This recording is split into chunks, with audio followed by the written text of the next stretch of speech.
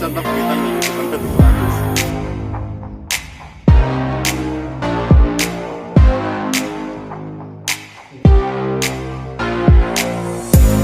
Selamat sore semuanya, teman-teman di netizen semuanya, teman-teman di dunia YouTube semuanya. Alhamdulillah kita dapat berjumpa lagi di channel kesayangan kita, yaitu Sahabat Mbah Selo. Nah, Azila, gimana kabarnya selama ini? Baik-baik aja. Alhamdulillah. Kemarin kan kita sudah, tepatnya minggu lalu kita sudah eksplor tentang ular jali, kemudian ular kayu dan sebagainya. Saat ini kita telah berada di hutan tropis. Apa yang sebaiknya kita lakukan? Yaitu tentunya kita memberi edukasi ya. Dan yang kedua, yang harus kita lakukan pertama kali sebelum kita eksplor kira-kira apa? Selain tentunya peralatan hook dan sebagainya, yaitu apa yang kita persiapkan, Mas Juli? Berdoa ya. Ya, doa itu pertama, berdoa itu pertama. Terutama berdoa. Berdoa. Kan berdoa itu harus berdoa. Oke, baiklah. Sebelum kita mulai, ya agar kita semua dilindungi oleh Allah SWT, oleh Tuhan Yang Maha Esa, di hutan ini, di hutan tropis ini, sebelum kita mulai eksplor, lebih baik kita berdoa bersama-sama ya. Kita berdoa bersama barang berapa detik. Semoga semuanya berjalan lancar. Explore kita pada kali ini. Yuk kita berdoa bersama-sama dengan kameramen juga ya. Oke, sama-sama. Oke, sama-sama kita berdoa. Doa mulai.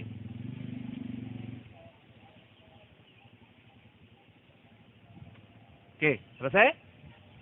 Mas Silo, kangen aku karo sampean ya. Semoga hari ini kita mendapatkan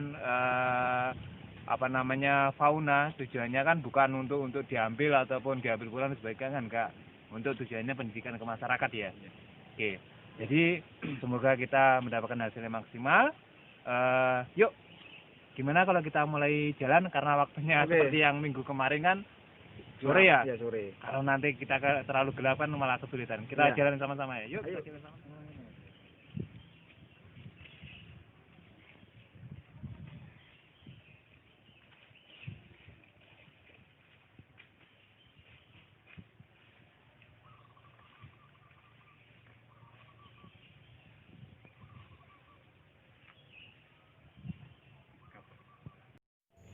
Setelah berdoa beberapa saat, kami pun memulai eksplor di hutan tropis tersebut, di mana hutan tersebut kondisinya masih alami, sehingga kami harus beradaptasi menyesuaikan diri dengan lingkungan, sehingga misi yang kita rencanakan dapat berjalan lancar.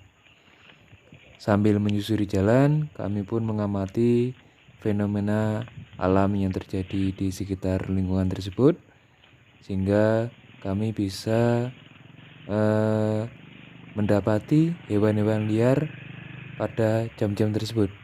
Karena seperti diketahui bahwa hewan-hewan mempunyai tipikal masing-masing. Dalam artian di sore hari, siang hari mereka mempunyai aktivitas mereka sendiri-sendiri. Sehingga kami harus jeli dan teliti untuk mengamati fenomena hewan-hewan tersebut.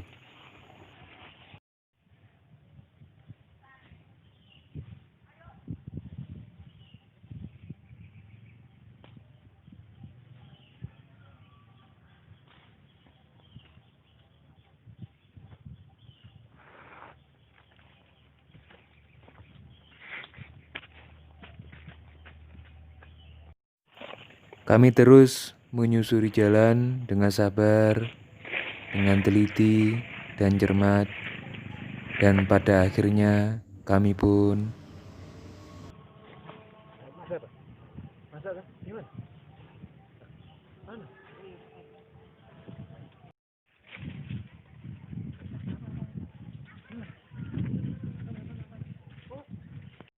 Wah, apa ki cilik erek? Cilik banget, bahaya gak ki? Enggak, ini kan kayak kemarin. Ini yang kemarin itu kita dapat kan udah dewasa. Ini yang masih kecil. Dengan baru beberapa bulan. Oh, ini berarti gak bahaya kayak dulu, gak bahaya ya? Dulu kan gak bahaya, ini juga gak bahaya. Ya, karena musim hujan banyak ular menetas. Jadi ini masih banyak ini. Banyak musim hujan, musim ini banyak. Karena banyak ular menetas kan. Ini sekitar 2 mingguan nih umurnya ini. 2 mingguan? Iya, sekitar 2 mingguan ini. Nah, musim hujan ya banyak ular menetas, akhirnya akan ini masih ada juga ini, ya banyak juga ya. Berarti ini tergolong bayi? Iya masih. Ini sekitar umur 2 minggu ini ya. 2 minggu nah. 2 minggu ya. Sekitar umur 2 minggu. Jadi apa kayak kemarin ini enggak berbisa kayak Jadi semua saya pegang itu enggak apa-apa. Enggak apa-apa. Pegang enggak apa-apa. Gitu ya. Itu masih ada lagi tuh. Mana?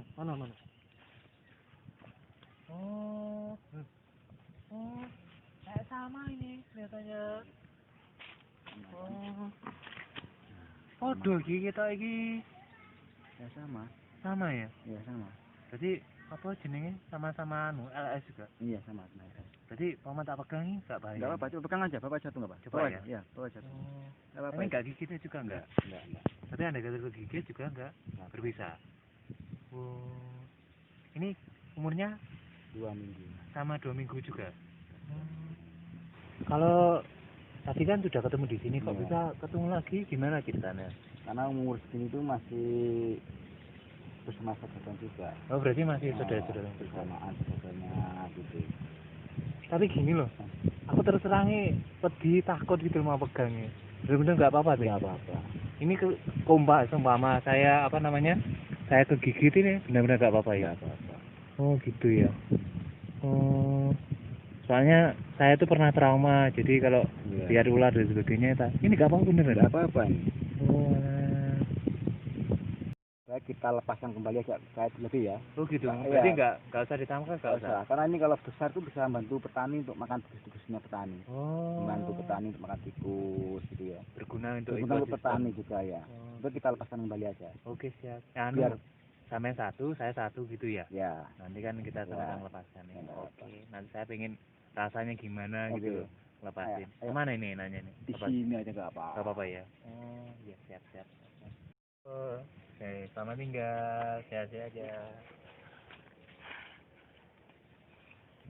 Setelah menemukan hewan tidak berbisa tersebut, kami pun sebenarnya puas bisa memberikan sesuatu kepada pemirsa. Tetapi dalam perjalanan, kami tidak menyangka menemukan seekor ular kobra. Hati-hati loh. Kelihatannya bahaya itu.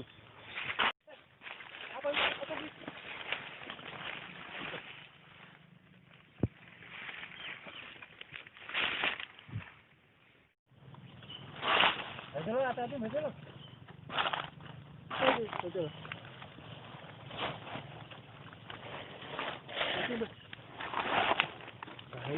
Mbak Selo berupaya untuk menaklukkan ular kobra tersebut dengan hati-hati tentunya, sehingga bisa untuk dikaji dan diteliti lebih dalam mengenai karakter ular tersebut.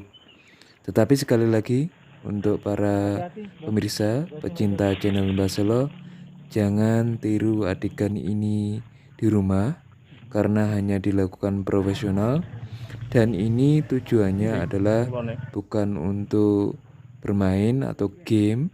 Yang dilakukan oleh Mbak Selo ini adalah untuk mengedukasi, dan agar lebih mudah maka harus ditaklukkan terlebih dahulu, yang pada akhirnya tapi juga dikembalikan ke alam lagi tanpa menyakiti hewan tersebut. Bang Selo, saya kan dengar dari masyarakat dan juga lingkungan saya bahwa ular kobra kan jenis berbahaya dan bisa mematikan.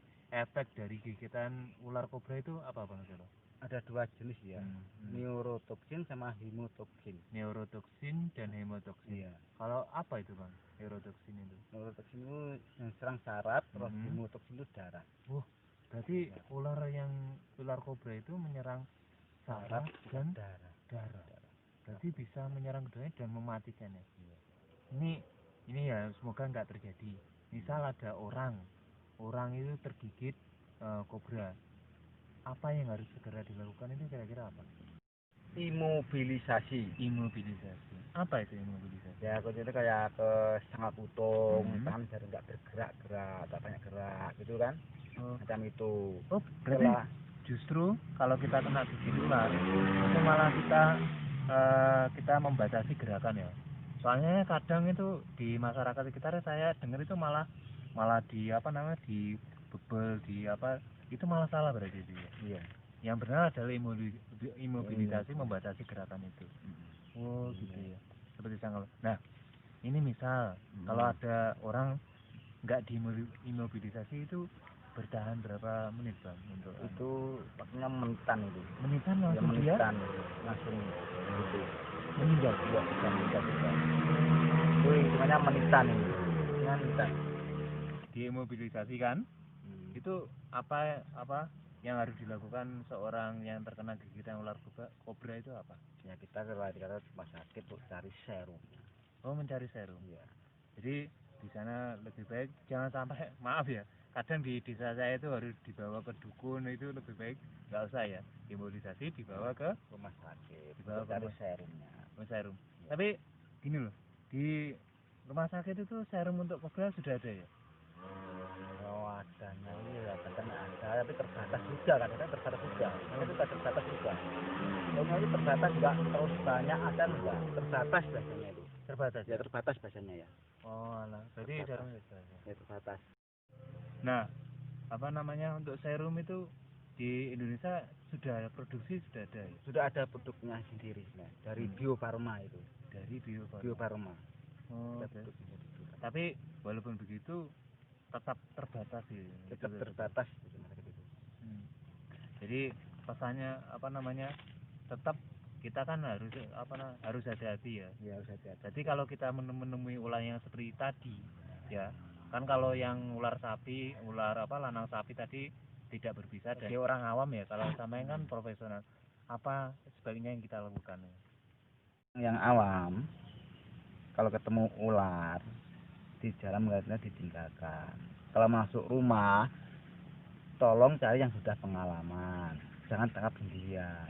Karena ular ini berbahaya, selain bisa menggigit juga bisa menyembur. Jadi kalau saya nih, berarti kalau misalnya ketemu di alam itu lebih baik dibiarkan atau ditinggalkan aja ya. Tapi kalau misalnya saya ketemu di rumah, itu saya lebih baik nggak usah menakam sendiri, tapi panggil yang lebih berpengalamannya. Karena ular itu, kobra itu bisa selain berbisa bisa juga Selain gigit juga bisa menyembur. Oh gitu ya. Ya, jadi menggigit juga menyembur ya. Jadi sebagai orang awam jangan coba-coba bermain dengan ular berbisa. Kiranya itu hari sudah semakin sore, Bang Selo. Mungkin dari perburuan atau edukasi kita yang cukup lelah ini dan penuh perjuangan ini, apa nilai-nilai edukasi atau pendidikan atau pesan-pesan yang sampean sebagai seorang profesional juga dari tim Mas Nanta yang ingin sampaikan ke sahabat kita pemirsa sahabat Mbak Selo itu apa yang ingin sampai sampaikan? Jaga kelestarian alam, jangan bunuh ular sembarangan demi anak cucu kita, dan jangan main-main dengan ular yang berbisa. Tadi pesannya Mbak Selo, jangan lupa teman-teman sahabat Mbak Selo, jangan bunuh ular. Kalau ular itu tidak kita ganggu, dia pun tidak menyerang kita. Kira-kira begitu ya. Iya. Jadi misalnya ular kobra kita ketemu di hutan, jadi kan lebih baik kita nggak usah aneh-aneh, nggak usah ganggu, maka ular pun tidak akan menyerang kita ya. Psikologinya ular kira gitu ya. Jadi terima kasih semuanya, sahabat-sahabat semuanya, sahabat Mbak Selo. Hari sudah sore, sudah semakin gelap, Dan semoga apa yang kita lakukan mendapatkan manfaat dari Allah SWT.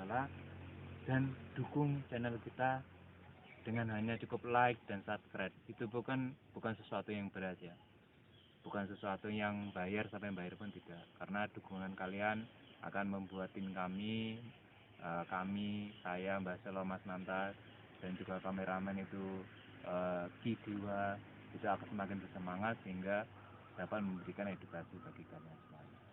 Oke, kira-kira itu. Kita beri salam ke pemirsa semuanya, sahabat. Oke, tetap semangat semuanya.